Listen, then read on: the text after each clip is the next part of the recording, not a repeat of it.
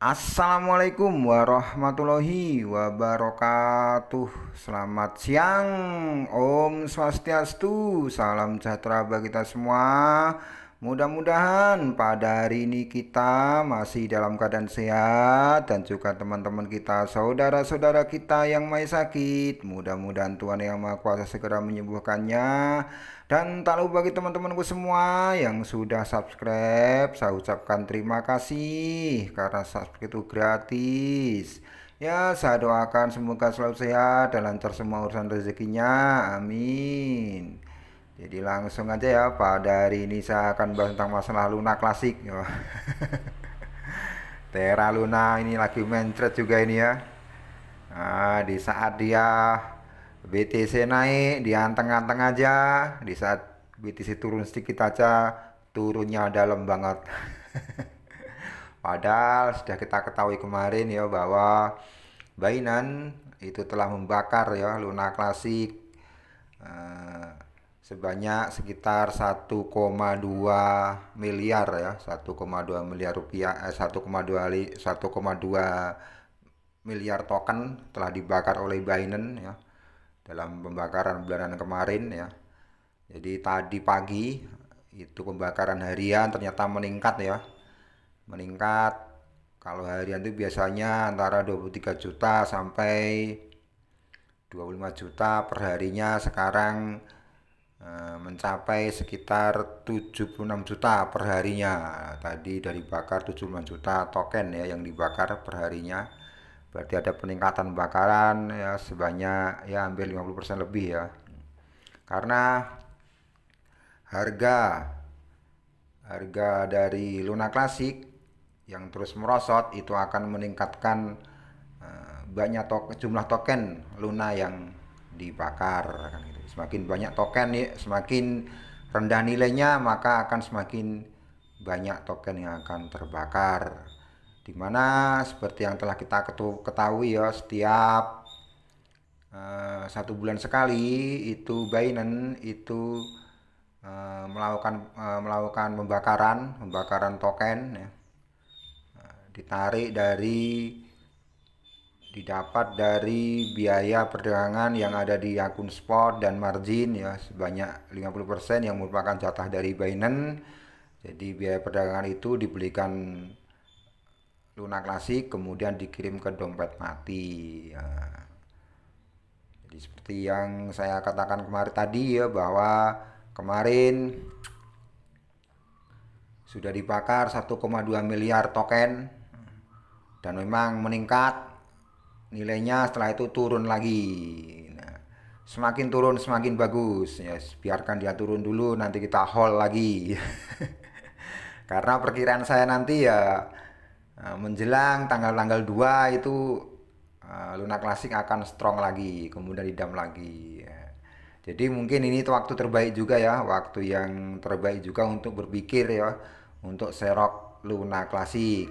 Karena bisa dibaca nanti menjelang tanggal 2 itu Luna Classic akan meningkat karena Binance akan melakukan pembakaran ya. Dan juga ini ada berapa pengumuman ya yang ada di Luna Classic ya, bahwa mana nih, seperti yang dikatakan oleh berita dari Luns itu sudah centang hijau ya. Ini ada kabar bagus pada tanggal 2 Mei ya. Luns kita beredar pasokan sangat penting. Bakar Luns kita beredar pasokan sangat penting. Jika kita tidak menghabiskan pasokan kita, kita tidak akan pernah melihat harga yang lebih tinggi. Kita harus mengembalikan 1,2% pajak pembakaran. Memberi suara ya pada proposal ini. Jadi dari Lunstack itu juga mengusulkan ya dilakukan kembali ya pembakaran 1,2% pajak on-chain. Nah, kemarin kan diturunkan itu ya. Sekarang mau dikembalikan lagi ke pajak on-chain-nya ya. agar membakar lebih meningkat lagi. Tapi saya tidak tahu ya. Saya tidak tahu apakah proposal 1,2% pajak ini, pembakaran 1,2% ini ya, itu akan disetujui oleh komunitas ya. Lagi diulang lagi pada tanggal Mei, kembali lagi Lundstek. Nah, itu kita harus mengatakan ya, kita harus mengembalikan pajak LUN 1,2%. Mari kita kurangi persian dulu, baru kita pikirkan utilitas. Jadi ini ada ide-ide ya, ide-ide akan diberlakukan kembali ya pajak 1,2% yang kemarin sudah diturunkan ya pajaknya, yang akan diberlakukan kembali. Tapi ya saya ulangi lagi, saya nggak tahu ya apakah disetujui komunitas atau tidak. Kemudian ini ada berita ya dari The Crypto bahwa Luns itu menuju S1 ya, $1 L1 GTF mengupgrade testnet ke V200. Jadi setelah menyelesaikan pemutakhiran testnet V200 ya, tim Terra Classic Luns Layer 1 kini telah mengajukan proposal untuk pemutakhiran mainnet ke versi 2.0 sebelum 17 Mei. Jadi 17 Mei itu sudah mulai dimutakhirkan ya ke versi 2.0 Layer 1 ya. Komunitas ya, Terra Classic terus memperjuangkan rencana revitalisasi proyek meskipun ada beberapa rintangan yang dihadapi di sepanjang jalan. Dalam perkembangan terbaru ya, gugus tugas gabungan L1 ya, L1 GTF ini ya, Layer 1 maksudnya, baru saja memutakhirkan testnet pemberontak 2 ke V200. Ini membuka jalan untuk upgrade mainnet Terra Classic ke versi 2.0. Testnet yang baru-baru ini ditingkatkan ke V2.0 dengan Cosmos SDK V045, menghadirkan lingkungan yang aman dan terkendali. Pengujian untuk peningkatan yang akan dilakukan di mainnet Terra Classic ya, upgrade testnet yang berhasil diungkapkan oleh TIL, pengembang paruh waktu untuk Layer 1. Jadi menurut TIL itu hanya 6 validator yang berpartisipasi, termasuk Elnodes, Techbane, dan Lunantus ya. Individu seperti Rex memperhatikan terbatas jumlah validator yang setuju untuk berpartisipasi dalam pengujian, mencatat bahwa jumlah harus minimal 30. Namun yang lain menyebut bahwa mereka memahami kendala keuangan yang menyebabkan kurangnya validator yang berpartisipasi. Di luar dugaan juga Profesor Edward Kim yang baru saja keluar dari LGTF untuk mengejar proyek rantai AI-nya tercatat telah berkontribusi dalam pengujian tersebut. Nah, ternyata juga Edward Kim juga ikut juga ya berkontribusi dalam pengujian Layer 1 ya. Setelah pemutakhiran testnet yang berhasil, Lunsburg Army, manajer proyek tim Layer 1, mengajukan proposal untuk memutakhirkan mainnet Terra Classic inti ke versi 2.0. Khusus proposal tersebut berupaya mengimplementasikan pemutakhiran V2.0 pada 17 Mei. Nah, pemutakhiran tersebut akan memperkenalkan pemutakhiran ke Tendermint ya,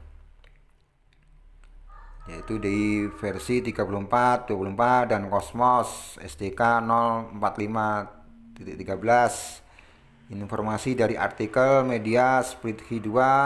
Kedua, Layer 1 juga merinci bahwa pembaruan versi 2.1.0 akan menjadi peningkatan berikutnya setelah versi 2.0. Jadi nanti kalau sudah versi 2.0 sudah diselesaikan, nanti akan menginjak ke pembaruan ke versi 2.1.0 yang dijadwalkan pada 13 Mei.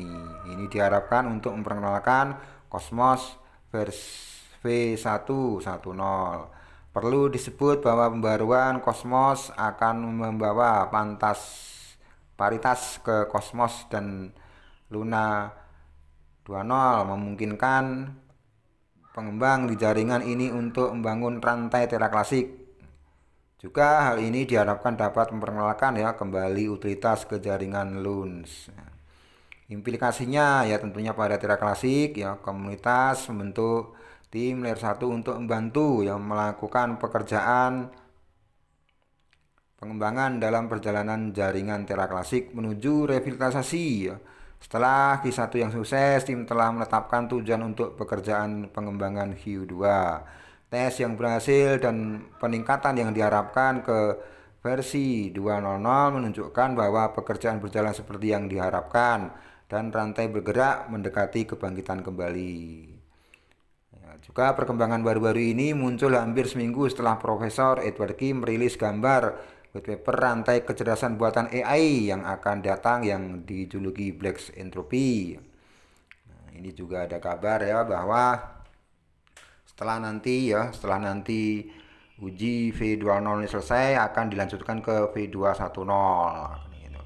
Kalau V2.0 itu pada tanggal 17 Mei, kalau yang V2.10 itu pada tanggal 31 Mei. Jadi walaupun sekarang Luna Classic lagi mencret juga ini kita tunggu aja nanti kalau sudah 9.00 kita usaha untuk haul karena ini ada diskon besar-besaran kita nggak tahu nanti akan pumpnya kapan kita tunggu PTC dulu turun dulu nanti kita haul lagi karena sudah dijelaskan tadi bahwa pembakaran harian untuk Luna Classic meningkat hampir 2 kali lipat biasanya 35 juta atau 30 juta per hari. Itu sekarang meningkat sampai 70 juta per harinya, kira-kira seperti itu.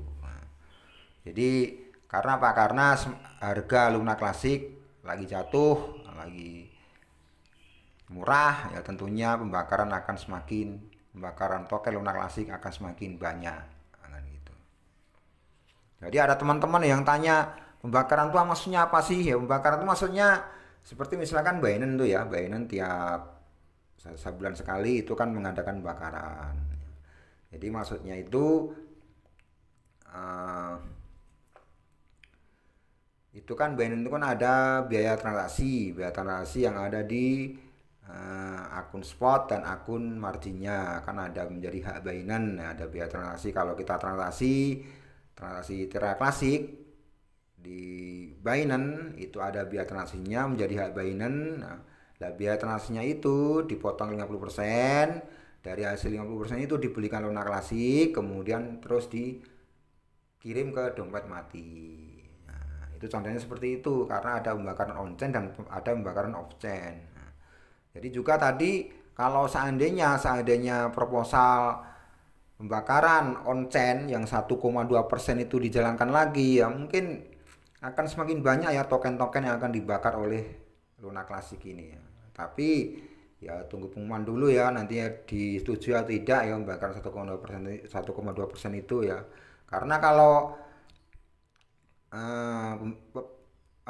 pajak on-chain 1,2% itu dijalankan nanti akan berakibat pada volume perdagangan dari Luna Classic itu. Volumenya akan menurun biasanya seperti itu. Mungkin itu tidak disetujui juga oleh Binance sepertinya seperti itu. Jadi kita harus tetap dior walaupun ini Luna Classic sedang turun memang itu juga